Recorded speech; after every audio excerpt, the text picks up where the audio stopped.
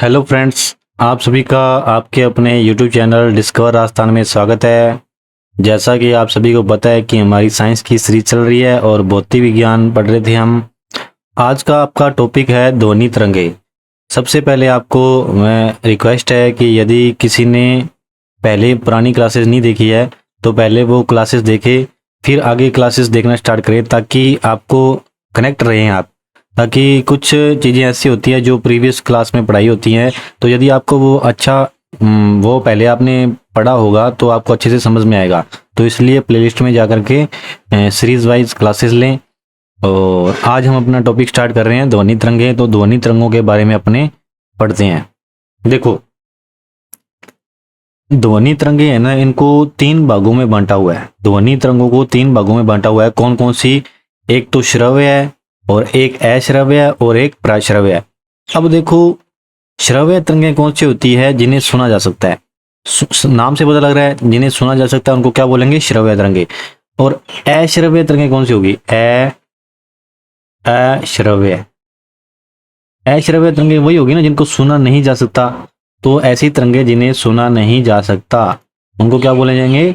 उनको बोलेंगे अश्रव्य तरंगे। अब देखो, जिन्हें सुना जा सकता है उनकी आवृत्ति कितनी होती है? उनकी आवृत्ति होती है 20 हर्ट्ज से लेकर के 20,000 हर्ट्ज के अंदर। और अश्रव्य तरंगें कौन सी होंगी? अश्रव्य तरंगें ऐसी होगी जिनकी आवृत्ति 20 हर्ट्ज से कम होगी। 20 हर्ट्ज से कम होगी। देखो, आपका क्वेश्चन क्या बनाया हुआ है? पहला जिन तरंगों को हमारा कान सुन नहीं सकता वह तरंगें कौन सी होती हैं? वह होती हैं अश्रव्य तरंगे। और उनकी आवृत्ति कितनी होती है? 20 हर्ट्ज से कम। 20 हर्ट्ज से क्या होती है? कम। उसके बाद आपकी आ गई पराश्रव्य तरंगे। पराश्रव्य तरंगे कौन सी होती है? ऐसी तरंगे जो बहुत ही तेज आवाज आती है उसको बोलते हैं पराश्रव्य तरंगे।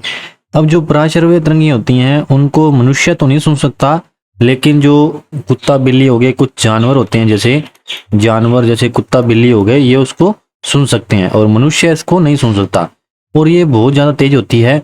जैसे 20 हर्ट्ज से लेकर के 20,000 हर्ट्ज की तरंगे जो है जिनको सुन सकते हैं, तो यदि 20,000 हर्ट्ज से भी ऊपर की तरंगे होंगी उनको क्या बोलेंगे? पराश्रव्य।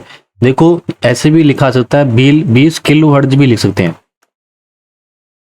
20 किलो हर्ट्ज भी लिख सकते हैं, क्योंकि देखो किलो का मतलब क्या होता है? 1000 होता है। तो 20 इंटू 1000 क्या हो जाएगा? 20,000 हर्ट्ज हो जाएगा। ठीक है, समझ में आई? अब देखो, अब बात करते हैं हम ध्वनि की चाल की। तो देखो, आपका क्वेश्चन क्या बन रहा है? ध्वनि की चाल सबसे अधिक किस में होती है? तो वो होती है ठोसों में।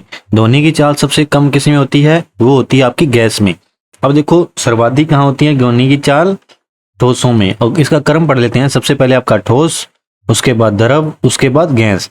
इसमें क्या होती है? सबसे अधिक। फिर उसके बाद ये आ गया आपका दूसरे नंबर पे, ये आ गया आपका तीसरे नंबर पे। सबसे कम किस में होती है? गैसों में।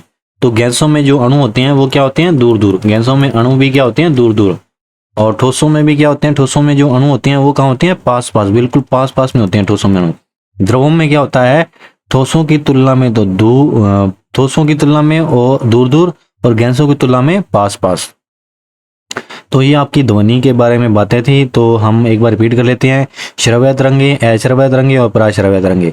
श्रव्य तरंगे जिनको सुन सकते हैं, अश्रव्य तरंगे जिसे नहीं सुन सकते, पराश्रव्य तरंगे जिसको मनुष्य नहीं सुन सकता लेकिन कुत्ते बिल्ली जानवर सुन सकते हैं।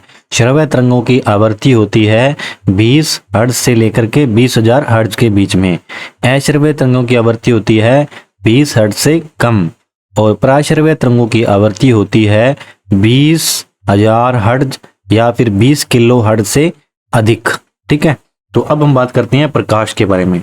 देखो, प्रकाश यानी कि रोशनी। देखो, प्रकाश क्या है? प्रकाश है ना, आपने देखा कभी बंद कमरे में आपने देखा है क्या प्रकाश को आते हुए? जैसे बंद कमरे में आपने देखा होगा कि कई बार आपको प्रकाश आता है ना, यहाँ पे एक धूल के कण से दिखाई देते हैं, छोटे छोटे धूल के कण एक लाइन से बन जाती है और वो जो धूल के कण है वो दिखाई देते हैं। अब जो ये प्रकाश होता है ना, प्रकाश ये ऊर्जा के छोटे छोटे बंडलों में आता है। ऊर्जा के छोटे छोटे बंडलों में आता है। अब ये जो प्रकाश है ऊर्जा के छोटे छोटे बंडलों में आ रहा है, तो इनको अपने क्या बोलते हैं? इनको बोलते हैं फोटोन।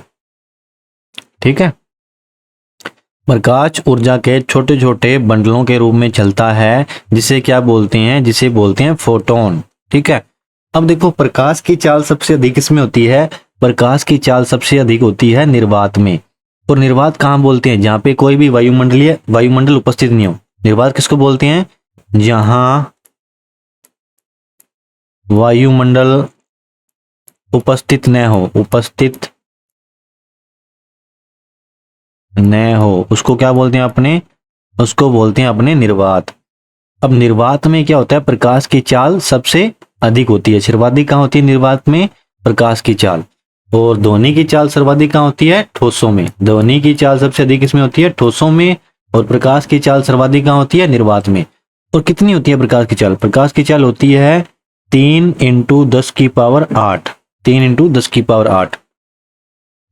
अब देखो सूर्य से पृथ्वी तक प्रकाश आने में कितना टाइम लगता है? 8 मिनट और 16 सेकंड। सूर्य से पृथ्वी तक प्रकाश आने में कितना टाइम लगता है? 8 मिनट 16 सेकंड। और जो चंद्रमा है, चंद्रमा से प्रकाश को आने में कितना टाइम लगता है? 1 मिनट और 25 सेकंड। कितना लगता है? 1 मिनट 25 सेकंड। अब देखो, अब बात करते हैं अपने प्रकाश के अपवर्तन की। प्रकाश का अपवर्तन क्या होता है? देखो, जैसे मान लो कि समझने के लिए थोड़ा डायग्राम बना रहा हूं। देखो, ये क्या है? आपका एक बकेट पड़ा है आपके पास, बाल्टी पड़ी है, या कुछ भी बोलो, बीकर बोल लो, बाल्टी बोल लो, कुछ भी। अब ये आपका क्या है? सूर्य है। ये आपका क्या है? सूर्य है। अब सूर्य से प्रकाश आ रहा है, सूर्य से प्रकाश आ रहा है, प्रकाश आकर के यहाँ क्या हुआ? यहाँ पे टकराया। अब देखो, ये तो आपका क्या हो गया? सघन माध्यम। और ये क्या हो गया? आपका विरल माध्यम। जब सघन माध्यम से प्रकाश विरल माध्यम में प्रवेश करेगा तो ये अपने पथ से क्या होगा? विचलित हो जाएगा। अब देखो, प्रकाश को ऐसे जाना चाहिए, सीधा सीधा, है ना? तो यहाँ से ये क्या होगा? यहाँ से ऐसे मुड़ जाएगा। यहाँ से क्या होगा? ऐसे मुड़ जाएगा। तो अपने पथ से ये मुड़ा हुआ प्रतीत होगा। इसी को क्या बोलते हैं? इसी को बोलते हैं प्रकाश का अपवर्तन। देखो क्या परिभाषा बनी। जब प्रकाश सघन माध्यम से विरल माध्यम में जाता है तो यह अपने स्थान से विचलित हो जाता है। क्या होता है? स्थान से विचलित, या विचलित होना या मुड़ना, स्थान से विचलित हो जाता है। इस घटना को क्या बोलते हैं? इस घटना को बोलते हैं प्रकाश का अपवर्तन। अब देखो, इसके उदाहरण देख लो। उदाहरण देखोगे तो आपको समझ में आ जाएगा। कुछ बातें आपने देखा होगा कि प्रकाश का अपवर्तन क्या होता है। देखो, जैसे द्रव में आपने देखा होगा, पानी में कभी डूबी हुई छड़ को देखा होगा, वो क्या होगी? मुड़ी हुई दिखेगी। कैसे दिखेगी? देखो, जैसे ये पानी की छड़ है, जैसे द्रव में इस प्रकार डूबी हुई है, तो ये आपको क्या होगा? यहाँ से आपको टेढ़ी दिखेगी। जैसे मान लो कि इस प्रकार है ना, तो आपको सीधी दिखनी चाहिए, ऐसे दिखनी चाहिए ना। जैसे मान लो कि आपको ऐसी दिखनी चाहिए सीधी, तो यहाँ से आपको थोड़ा सा ऐसे दिखेगी, टेढ़ी दिखेगी। कैसे दिखेगी? टेढ़ी। ठीक है, हाँ, 1 मिनट। हाँ, ये आपको इस प्रकार दिखेगी, मुड़ी हुई दिखेगी। आपको दिखनी ऐसी चाहिए, मुड़ी हुई दिखेगी। तो ये क्या हो गया? आपका द्रव का, ये क्या हो गया? अपवर्तन की घटना। क्या होगी? आपकी अपवर्तन की घटना। और उसके बाद देखो, आपने देखा होगा पानी के अंदर यदि अपने सिक्के को रख देते हैं तो सिक्का है वो ऊपर उठा हुआ दिखाई देता है। तो वो भी किसकी घटना है? प्रवर्तन की। और सिक्के को इकट्ठे करने वाले को क्या बोलते हैं? सिक्के को इकट्ठे करने वाले को बोलते हैं न्यूमिस्मैटिक्स। सिक्के को इकट्ठे करने वाले को क्या बोलते हैं? न्यूमिस्मैटिक्स। मैटिक्स। ठीक है। अब देखो, सिक्कों से प्यार किसको होता है? पैसे से प्यार किसको होता है? मिस को होता है। तो न्यूमिस्मैटिक्स किसको बोलते हैं? सिक्कों को इकट्ठा करने वाले को। तारों का टिमटिमाना, सूर्य का उदय होने से पहले सूरज का निकलना, सूर्यास्त के बाद भी सूरज का दिखता रहना, ये सब किसकी घटनाएं हैं? अपवर्तन की घटनाएं हैं। तो अपवर्तन में हमने पढ़ा कि जब प्रकाश सघन माध्यम से विरल माध्यम में आता है तो वो अपने पथ से मुड़ा हुआ दिखाई देता है। इस घटना को क्या बोलते हैं? अपवर्तन को बोलते हैं। उसकी घटनाएं मुख्य है तारों का टिमटिमाना, और पानी की छड़ डूबने पर पानी में टेढ़ी हुई दिखाई देती है। उसके बाद सिक्के का ऊपर उठा दिखाई देना, यह सब क्या है? अपवर्तन की घटनाएं। अब देखो, अब बात करते हैं अपने परावर्तन की। देखो, परावर्तन क्या होता है? जैसे मान लो ये कोई हमारी क्या होगी? सतह होगी। ठीक है। अब ये सूर्य से प्रकाश की किरण आई, ये सूर्य है हमारा, सूर्य से प्रकाश की किरण आई। ठीक है। सूर्य से क्या हो रहा है?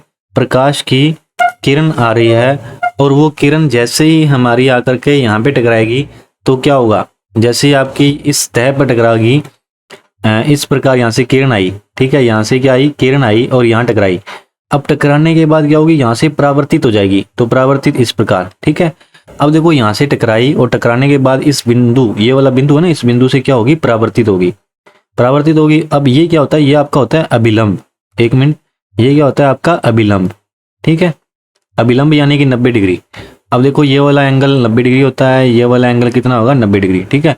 अब देखो जितने एंगल से प्रकाश की किरण आके टकराई है, जैसे मान लो कि 30 डिग्री एंगल से टकराई है, तो जो परावर्तित होगी, परावर्तित होने में भी कितना एंगल बनाएगी, 30 डिग्री का एंगल बनाएगी।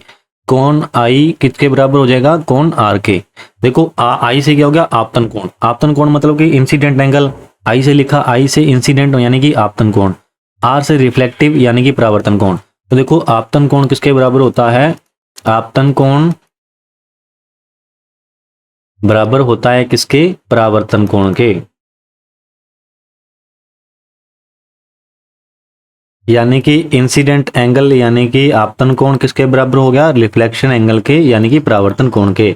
तो प्रकाश का परावर्तन क्या होता है, प्रकाश का एक स्थान पे टकरा करके मुड़ जाना, उसको बोलते हैं अपने परावर्तन। अब बात करते हैं अपने पूर्ण आंतरिक परावर्तन की। पूर्ण आंतरिक परावर्तन क्या होता है, देखो जैसे मान लो कि जैसे प्रकाश ना, ये मान लो कि आपका हीरा है, अपने हीरे की संरचना बनाते हैं। जैसे मान लो कि ये क्या है आपका हीरा, अब प्रकाश इसके अंदर जाएगा ना, तो यहाँ पे टकराया, फिर यहाँ से टकराएगा, इस प्रकार टकराएगा, ऐसे टकराता रहेगा, अंदर ही प्रकाश ऐसे टकराता रहेगा। तो इसको क्या बोलते हैं, पूर्ण आंतरिक परावर्तन। अब पूर्ण आंतरिक परावर्तन की घटना क्यों होती है, इसके कारण होती हैं। प्रकाश क्या होता है, प्रकाश सघन माध्यम से क्या होना चाहिए, विरल माध्यम में जाना चाहिए। पहली घटना तो ये होगी। अब ये आपका माध्यम हो गया सघन और ये हो गया आपका विरल। तो देखो एक तो ये घटना होनी चाहिए कि प्रकाश है जो वो किरण सघन माध्यम से किस में जानी चाहिए, विरल माध्यम में जानी चाहिए। और आपतन कोण क्रांति कोण से बड़ा होना चाहिए। जो आपतन कोण है वो किससे बड़ा होना चाहिए, क्रांति कोण से बड़ा होना चाहिए। अब देखो प्रकाश का पूर्ण आंतरिक परावर्तन किस में होता है, आपने देखा होगा जो आपका हीरा हो गया है ना, हीरे में भी तो आपका पूर्ण आंतरिक परावर्तन होता है। हीरे की संरचना कैसे होती है, चतुष्फलकीय है। कैसे होती है, चतुष्फलकीय है, ठीक है। और हीरा किस काम में आता है, कांच को काटने में। कांच काटने में किसका उपयोग किया जाता है, हीरे का उपयोग किया जाता है। और हीरा विद्युत का क्या होता है, कुचालक। अब देखो रेगिस्तान में जो मरीचिका होता है, इसका कारण भी क्या होता है, इसका कारण भी पूर्ण आंतरिक परावर्तन होता है। मरीचिका होता क्या है, जैसे मान लो कि आप गाड़ी से जा रहे हो, ठीक है। जैसे आप क्या हो रहा है, आप गाड़ी से जा रहे हो, तो गाड़ी से जब आप जाओगे तो क्या होगा, जैसे ये सड़क है, सड़क में आपको दूर की ओर यहाँ पे ना चमकती चमकती सी दिखाई देगी। सड़क क्या होगी, चमकती दिखाई देगी। और जैसे ही आप पानी दिखाता है, पानी सा दिखाई देता है, सड़क पे पानी सा दिखाई देता है। जैसे ही आप इसके पास पहुंचते हो तो पानी नहीं होता। ये आपको पूर्ण आंतरिक परावर्तन के कारण ये घटना दिखाई देती है। इसको क्या बोलते हैं, मरीचिका, ठीक है। तो रेगिस्तान में जो मरीचिका की घटना होती है वो किसके कारण होती है, पूर्ण आंतरिक परावर्तन के कारण। और कांच में जो दरार आती है वो भी किसके कारण आती है, पूर्ण आंतरिक परावर्तन के।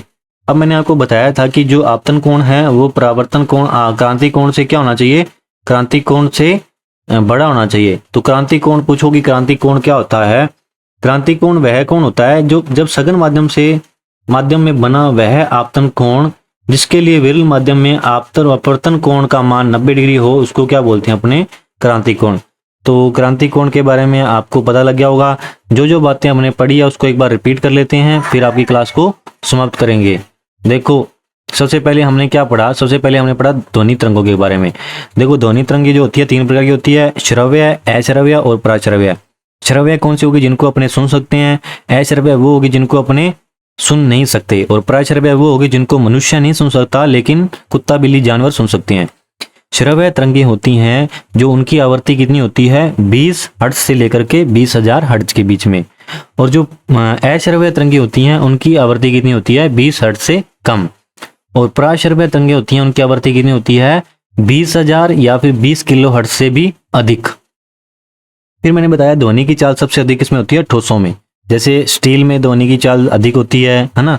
उसके बाद प्रकाश है जो आपके छोटे छोटे टुकड़ों में आते हैं उसको क्या बोलते हैं, फोटोन बोलते हैं। प्रकाश की चाल सबसे अधिक निर्वात में होती है और कितनी होती है, 3 × 10⁸। और सूर्य से प्रकाश पृथ्वी में आता है तो कितने मिनट लगते हैं, 8 मिनट 16 सेकेंड। और चंद्रमा से पृथ्वी में आता है तो उसको कितने मिनट लगते हैं, 1 मिनट 25 सेकेंड। और प्रकाश का अपवर्तन क्या होता है, सघन माध्यम से विरल माध्यम में जाएगी किरण तो वो अपने पथ से विचलित हो जाएगी। इसी को क्या बोलेंगे, प्रकाश का अपवर्तन। इसकी घटनाएं आपके लिए इंपॉर्टेंट हैं, ये याद रखना। डूबी हुई छड़ का मुड़ा हुआ प्रतीत होना, सिक्के का उठा हुआ प्रतीत होना, तारों का टिमटिमाना, सूर्योदय और सूर्यास्त का, सूर्योदय से पहले और सूर्यास्त के बाद भी सूरज का दिखाई देना। फिर उसके बाद परावर्तन के बारे में बताया। परावर्तन टकरा करके उसका परावर्तन हो जाता है। किरण जो आपतित होती है उसको जो किरण है आपतित होगी वो टकरा करके परावर्तित हो जाएगी। आपतन कोण किसके बराबर हो जाता है? परावर्तन कोण के बराबर। पूर्णांतिक परावर्तन के बारे में पढ़ा। दो कंडीशन होती है, एक तो होता है सघन से विरल में जाना चाहिए और आपतन कोण का मान क्रांतिक कोण से बड़ा होना चाहिए। और जैसे मरीचिका हो गया, हीरे का चमकना, ये सब आपका किस में आ जाएगा? पूर्णांतरिक परावर्तन में आ जाएगा। तो ये आपकी कुछ इंपॉर्टेंट बातें थी जो हमने कंप्लीट कर लिया है। आशा करता हूँ कि आपको अच्छे से समझ में आया होगा। यदि आपको हमारी क्लास अच्छी लग रही है तो कमेंट बॉक्स में ज़रूर बताएं। यदि आप जितने ज़्यादा इसमें लाइक वगैरह शेयर करोगे तो इससे हमें क्या मिलता है? मोटिवेशन मिलता है। और आपसे आशा भी यही करते हैं, यदि आपको अच्छे से समझ में आ रहा है तो आपके लिए हम और भी अच्छा कंटेंट लाते रहेंगे। और ज़्यादा से ज़्यादा शेयर करें और सब्सक्राइब करें। थैंक यू आप सभी का हमारे साथ जुड़े रहने के लिए।